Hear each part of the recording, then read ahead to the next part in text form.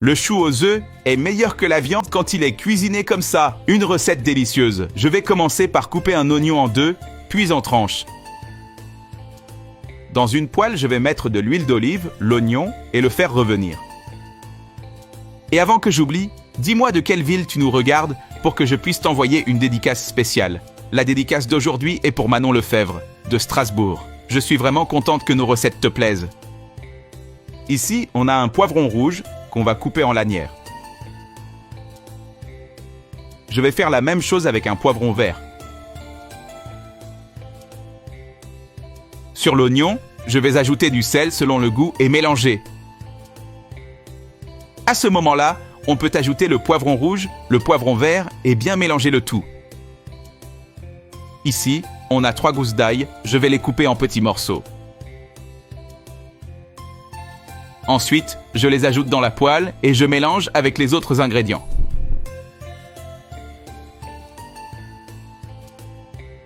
On va avoir besoin d'une moitié de chou que je vais couper en fines lanières. Une fois ça fait, je vais tout mettre dans la poêle. Je vais aussi couper de la ciboulette et l'ajouter dans la poêle.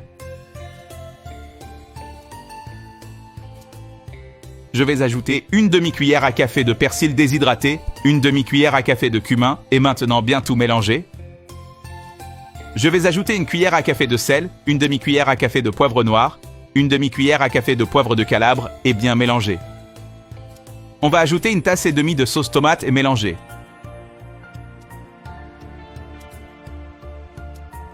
Pendant ce temps, je vais couper du persil selon le goût. Fais cette recette chez toi, puis reviens me dire ce que tu en as pensé, je suis sûr que tu vas l'adorer. Et je vais tout verser dans la poêle. Maintenant, on mélange bien.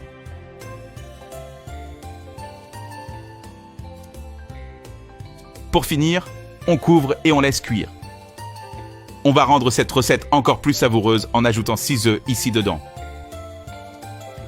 À ce moment-là, je vais ajouter une cuillère à café de sel et une demi-cuillère à café de poivre noir. On couvre et on laisse cuire.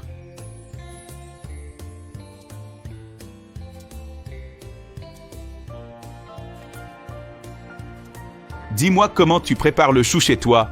J'adorerais découvrir ta recette.